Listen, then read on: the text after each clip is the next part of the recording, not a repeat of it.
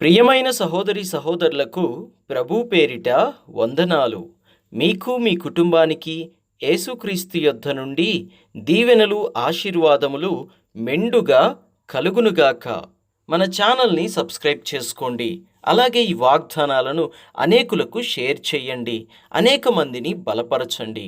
ఈరోజు యేసుక్రీస్తు యొద్ద నుండి మీకు బంగారు మాట, దేవుని వాగ్దానము. ఫిలిప్పీలకు రాసిన పత్రిక 4వ అధ్యాయము 7వ వచనము. అప్పుడు సమస్త జ్ఞానమునకు మించిన దేవుని సమాధానము యేసుక్రీస్తు వలన మీ హృదయములకును మీ తలంపులకును కావలి ఉండును. ఈ లోకంలో మనుషుల జ్ఞానం ఉంది. ఈ లోకంలో దెయ్యాల జ్ఞానము ఉంది.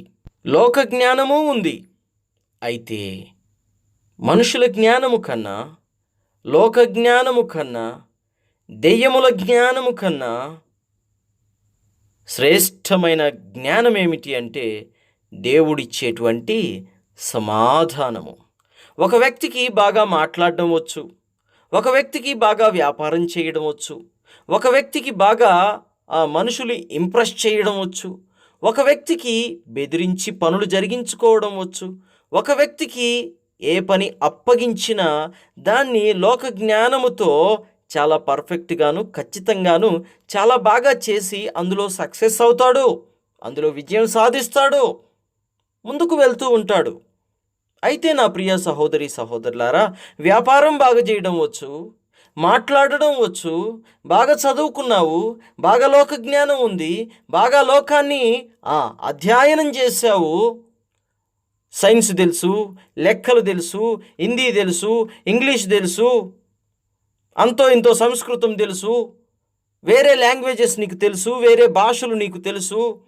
ఈ లోకంలో చాలా చాలా చాలా చాలా జ్ఞానాన్ని నువ్వైతే నేర్చుకున్నావు, కానీ ప్రభువైన యేసుక్రీస్తు ఇచ్చేటువంటి సమాధానము ముందు, దేవుని జ్ఞానము ముందు, దేవుడిచ్చేటువంటి సమాధానము ముందు నువ్వు ఎన్ని భాషలు నేర్చుకున్నా, నువ్వెంత చదువుకున్నా, నువ్వెంత ఆస్తి సంపాదించినా, నువ్వెంత ఐశ్వర్యం సంపాదించినా, నువ్వెంత అంతస్తులు కట్టుకొని ఆ అంతస్తులలో తులతూగుతూ ఉన్నా, దేవుడిచ్చేటువంటి సమాధానము ముందు అవి ఏవి కూడా ఎన్నదగినవి కావు. డబ్బుండొచ్చు, డబ్బు ఉండాలి మంచిదే. జ్ఞానం ఉండొచ్చు, జ్ఞానం కూడా ఉండాలి మంచిదే. నువ్వు మాటకారి అయి ఉండొచ్చు, రాజకీయ నాయకుడి అయి ఉండొచ్చు, డాక్టర్ అయి ఉండొచ్చు, యాక్టర్ అయి ఉండొచ్చు, లాయర్ అయి ఉండొచ్చు, నువ్వు ఎవరివైనా అయి ఉండొచ్చు, కానీ ప్రభువైన యేసుక్రీస్తు ఇచ్చేటువంటి సమాధానాన్ని నీ జీవితంలో ఉండనివ్వకపోతే, నీ జీవితంలో నీ హృదయంలో ఆ సమాధానాన్ని నువ్వు భద్రపరుచుకోకపోతే, నువ్వు ఎంత సంపాదించినా ఉపయోగం లేదు, నువ్వు ఎన్ని బిల్డింగ్స్ కట్టినా ఉపయోగం లేదు, నువ్వు ఎంత కూడగట్టి, నువ్వు ఎంత పేరు ప్రఖ్యాత సంపాదించుకున్నా దానివల్లనే ఎటువంటి ఉపయోగమో లేదు. ఒకడు లోకమంతయు సంపాదించుకుని తన ప్రాణము పోగొట్టుకుని ఎడల వానికేమి ప్రయోజనము? దేవుని వాక్యం సెలవిస్తోంది. కాబట్టి నా ప్రియ సహోదరి సహోదరులారా, ఒక్కసారి యోచించండి. మీరెంతో సంపాదించారు, ఎన్నో సాధించారు, నిజమే. కానీ ప్రభు అయిన యేసుక్రీస్తు ఇచ్చేటువంటి రక్షణ నీకుందా? ప్రభు అయిన యేసుక్రీస్తు ఇచ్చేటువంటి కృప నీకుందా? ప్రభు అయిన యేసుక్రీస్తు యొద్ద నుండి వచ్చేటువంటి సమాధానము నీకుందా? నీ కుటుంబానికి ఉందా? ఉంటే మంచిది. లేదా ఈరోజే ప్రభు యొద్ద నుండి సమాధానాన్ని కోరుకో. ఈరోజే ప్రభు యొద్ద నుండి నెమ్మదిని కోరుకో. ప్రభు ఇచ్చేటువంటి కృపను కోరుకో. ప్రభు యొద్ద నుండి వచ్చేటువంటి సమాధానాన్ని కోరుకో. ఈ లోకంలో ఉన్న సమస్త జ్ఞానమునకు మించినది ఒకటే ఒకటి, అది ప్రభు ఇచ్చేటువంటి సమాధానము. ఆ సమాధానమట మీ హృదయములకును మీ తలంపులకును కావలి ఉంటుందట.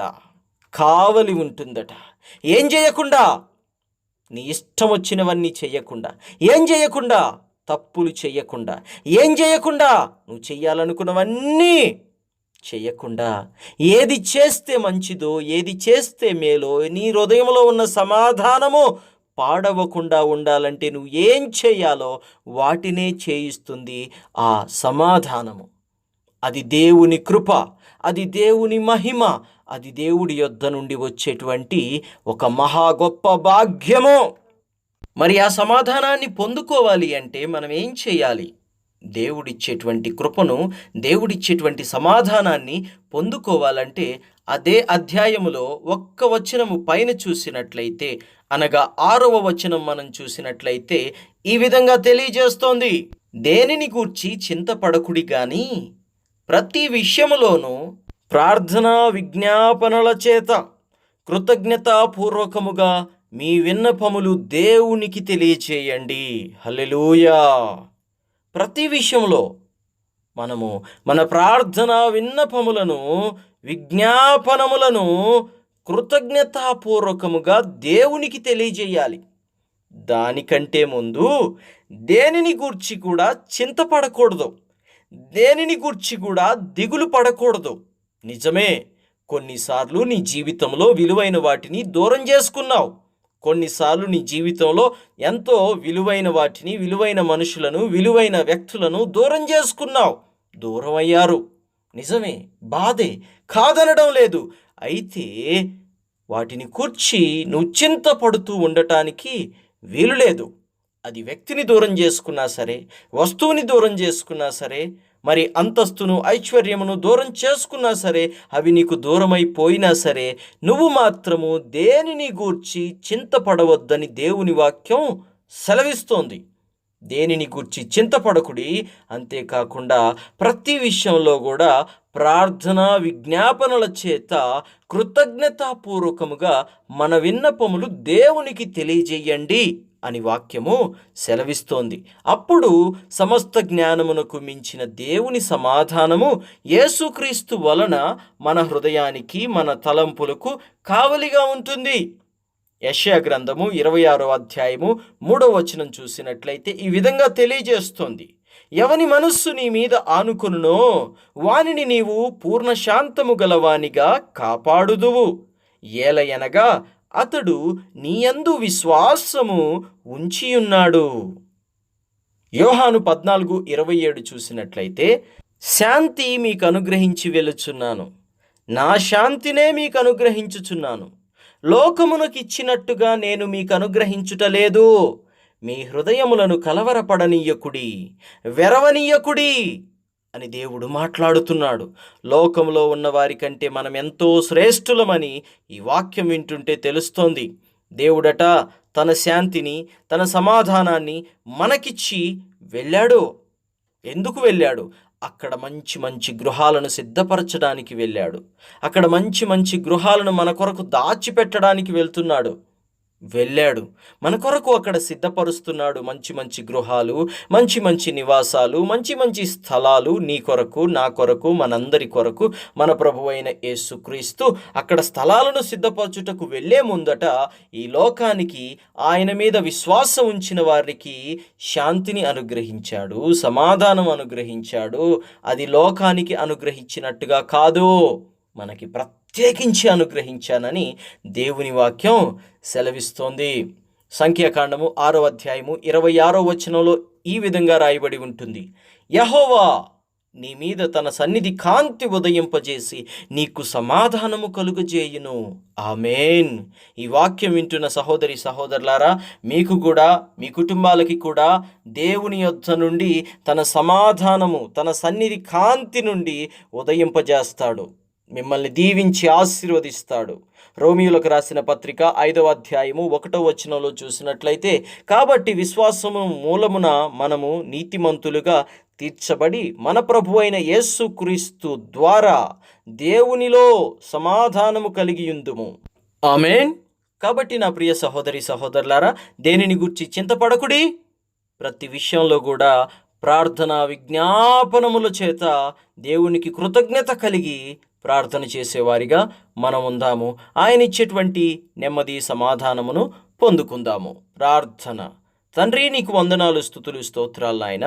మహోన్నతుడా, మహాగణుడా, సర్వశక్తిమంతుడా, సర్వాధికారి, నీకు వందనాలు, స్తుతులు, స్తోత్రాలు నాయన. దేవా, నీవిచ్చేటువంటి సమాధానము మాకు కావాలయ్యా, నీవిచ్చేటువంటి నెమ్మది మాకు కావాలయ్యా, నీవిచ్చేటువంటి నాయనా సమాధానము మాకు కావాలి తండ్రి. మా కుటుంబాలకు కావాలి, మా జీవితాలకు కావాలి అయ్యా. దేనిని గురించి చింతపడకుడి అని నీవు మాట్లాడుతున్నావు. చింతపడము నాయన. మా జీవితంలో కొన్ని దూరమయ్యాయి, కొన్ని దూరమై మమ్మల్ని ఎంతో బాధ పెట్టాయి, మమ్మల్ని ఎంతో వేదనకి గురి చేశాయి. బాధపడ్డంత వరకు చాలు.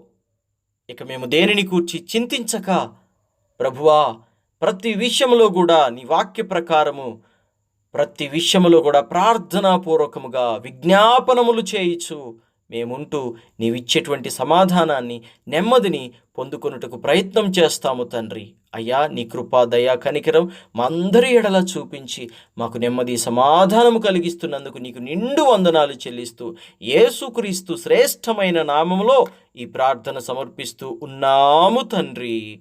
ఆమేన్. తండ్రి, కుమార, పరిశుద్ధాత్మ త్రియేక దేవుని ప్రేమ, దీవెన సదాకాలము తోడై ఉండి చక్కగా నడిపించునుగాక. ఆమేన్.